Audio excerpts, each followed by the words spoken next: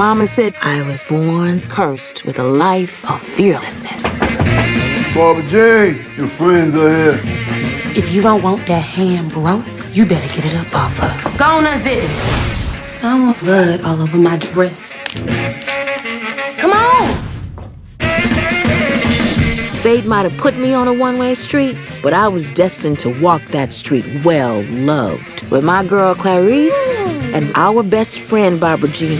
Look at the three of y'all walking in here all pretty and shiny. Remind me of the Supremes. Welcome to Earl's All-You-Can-Eat. We still look as good as we did back in the day. That's right. Come on. I heard the news today. The world's a crazy place, y'all. Without each other, maybe we would have believed what the world told us about ourselves. Broken pieces, hot messes, bad omens. Don't you ever think you don't deserve better, ever. So you take my hand. But love was our glue. I just been thinking, if you were to ever get married, it should be to me. Oh, all I need is your love. I was supposed to be born fearless, but that was actually a damn lie. It's gonna be all right. Fate seemed to be picking on Barbara Jean for most of her life. Stop judging me. Oh, all I need. And Clarice was cursed with something else altogether. I gave up everything for this family. I never asked you to.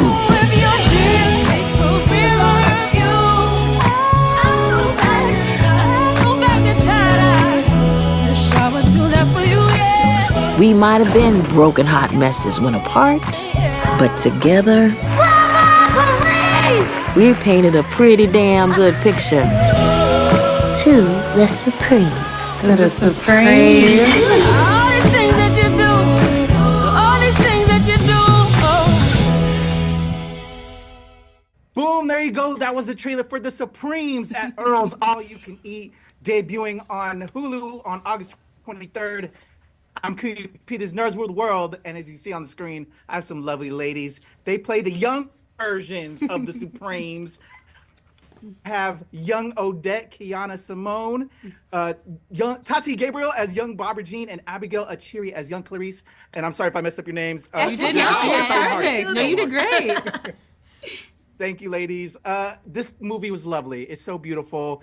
To me, it just resonated about friendship, about family. And I just love that. And I'm like, man, where are my friends right now? Because y'all need to do better. But the chemistry is what I want to start off with, because I think in order for this film to be successful, y'all have to have that chemistry. Yeah. And y'all did that thing. And so I was curious, when you all got cast, how did y'all link up to build that chemistry amongst y'all? Like once y'all knew you were official, like in pre-pro, did y'all meet up? Was there anything that they set up so y'all could link up? Yes, so we actually... Tati.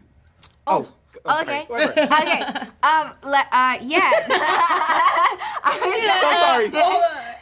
No, like, yeah, as soon as we got to, like, so Kiki and I were on the same flight going out. Yeah. So we got to meet then, and then when we got there, we, like, found Abigail as quickly as we could. Like, well, yes. It's like, you come out to meet us, let's go spend time. And, bonnet on, ready to go to bed, this one. And she was like, oh, no, okay, yeah, let's go. So, and then from that point on, like, we were inseparable. Yeah. Literally every single day we were together. There was not a day that we did not see each other when we were not working. Yeah. So like we leaned on each other. Like we've gone through hard times even during that time. It was a very organic like coupling or tripling. Very organic tripling. And something that I'm really grateful for, because it's something that I personally was very like nervous for coming out. It's like, oh, these girls, are they gonna like me? Are they like, is it gonna be like cool? Like, and it's better than I could have ever imagined. Like, the love that's here is beyond. So yeah, what you see on screen is like real. That's like it. sometimes they have to be like, guys, we have to film like down, giggling, the scoot out the booth. Yes, the booth was crazy. But honestly, like it's like we're all doing this because it's fun, you know. So it's like the fact, like the fact that you are able to work with women that I'm able to work with women that like I can really grow a great bond with, like that is such a reward. And it's like when the cameras went off, we were able to go have more fun. Like it was really a win-win. Like this was a very, very special project. It was so loving and accepting, just the culture we built instantly. Like we are all three very different people, but coming together, you wouldn't be able to tell that. Like there was so much love and acceptance just from the helm of us, y'all knocking on my hotel room door. Oh, I love that. As an actor myself, it's so important to have a great, set family. And then when you have something like this, you take it even further past the film, which is so beautiful. So actually, you brought up something awesome. I think it's Abigail. You guys are you said you're totally different. Who's somewhat similar to the characters and maybe somewhat similar differences that maybe kind of worked in the acting of the roles? Abigail, let me go ahead and start with you. I'll say Clarice. I think I'm similar to Clarice in the sense that she can be very...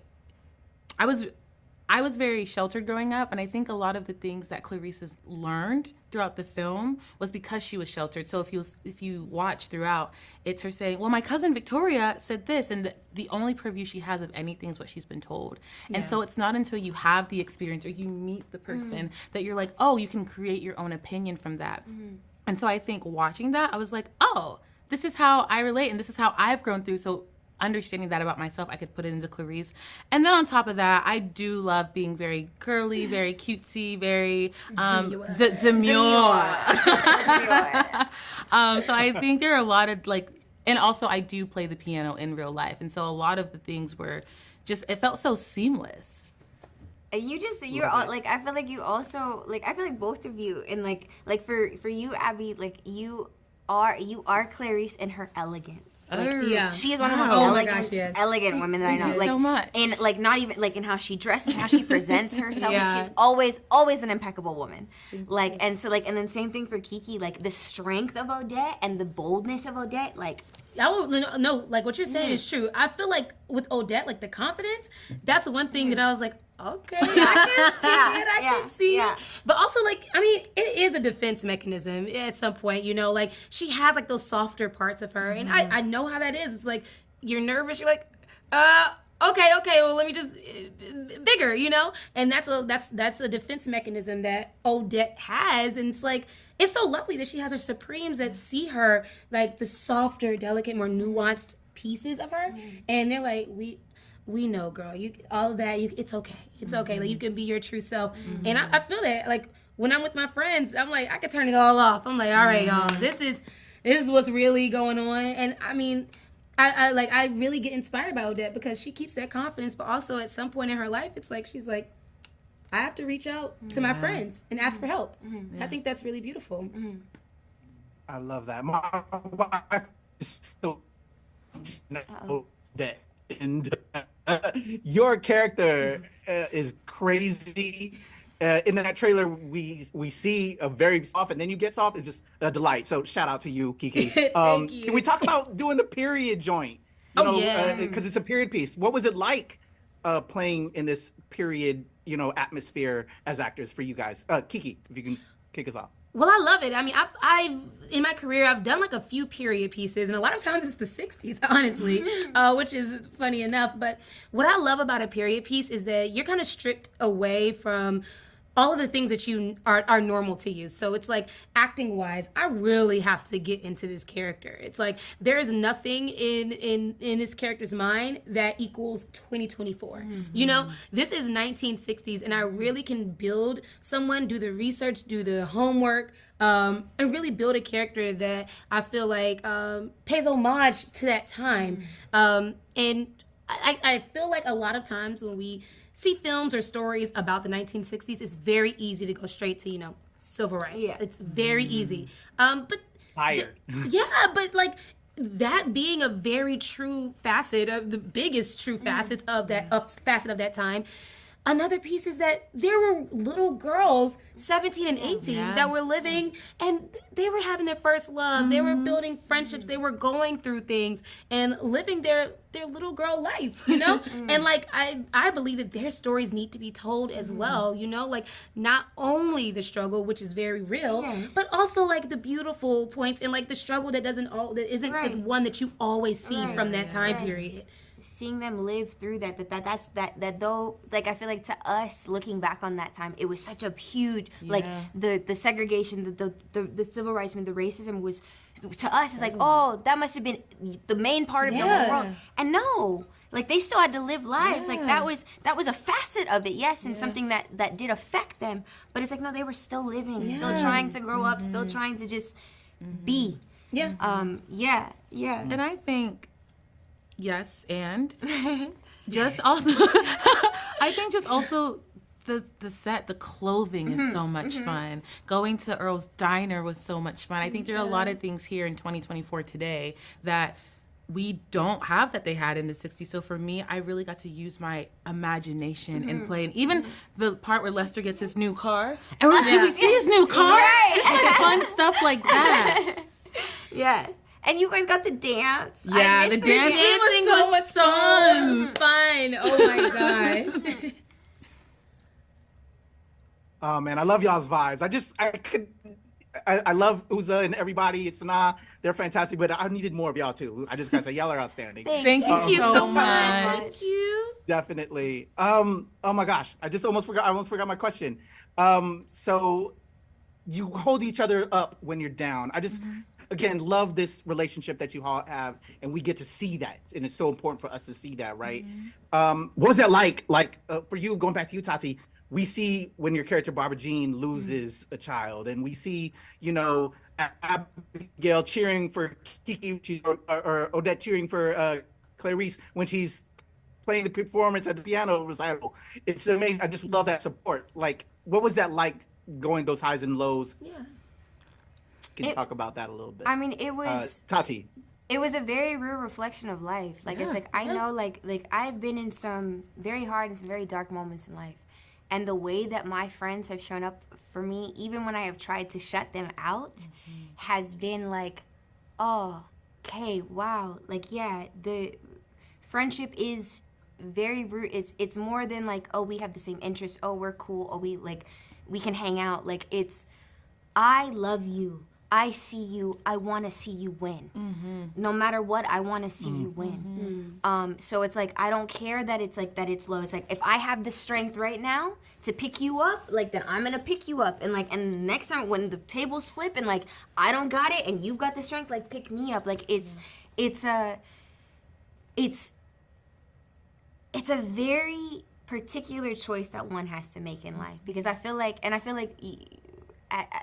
especially like during this time, it's not taken as sacredly, I feel like, sometimes. Like, that we have so many acquaintances or whatever, and like, it's like, to know that, like, no, the relationships you put work in, you nurture, like, will always feed you, will always be fruitful, will always keep you in the worst of times. And that friendship should be the standard in which everyone else brings you to. So the part where after Clarice meets up with Richmond, he's like, I'll come to the next performance. Odette's like, that was the last one, because you're not operating at the level in which you should for my friend. And so I think when you have a baseline of love from your girls that are like, hey, we love at this level, and up here with this intention, we're pouring this much in, everyone else is forced to rise to the occasion, or you can't stay. Exactly. And it shows you what you deserve. It raises, like, because I know for Barbara Jean, it raised Barbara Jean's standard of what she even thought of herself, of what she thought she was deserving of what she thought she meant to the world. Like, completely changed by Odette and Clarice. Like, it's I mean, there's even a line that Odette says to Barbara Jean where she's like, don't you ever believe that you don't deserve better. And I'm like, that is such a strong thing. Like, for someone that might have never heard that before, and for it to come from your friend, like, that is true sisterhood, you know? And somebody that met you at your worst. Like, has not even seen the good bits yet, but it's like, I know that they can be there. I know that you've got it in you. Like, it's powerful. It's powerful. So powerful. Again, I hope people take away that so about just how friendship can be and sisterhood and just family can be from this film. And such lovely performances. I love you all. Y'all are amazing. Thank you. Thank you so much for your time. I appreciate it. Everybody, check out the Supremes at Earl's All-You-Can-Eat. Shout out to Kyanna Simone, Tati Gabrielle, Abigail Achiri. I'm Kuya P. This is Nerds Rule the World. I love y'all. Thank you so much for your time. I appreciate it. Thank you. Thank you. Bye. Thanks. Bye, y'all.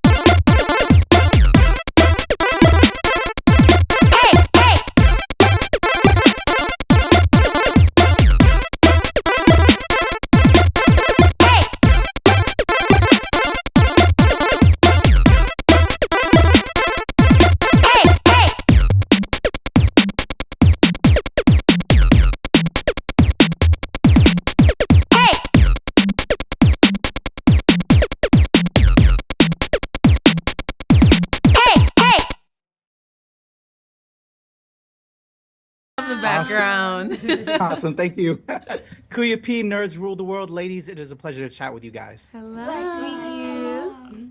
Awesome. Thank you. I'm going to count us in and help me with my edit. Here we go. In a 1, 2, 3.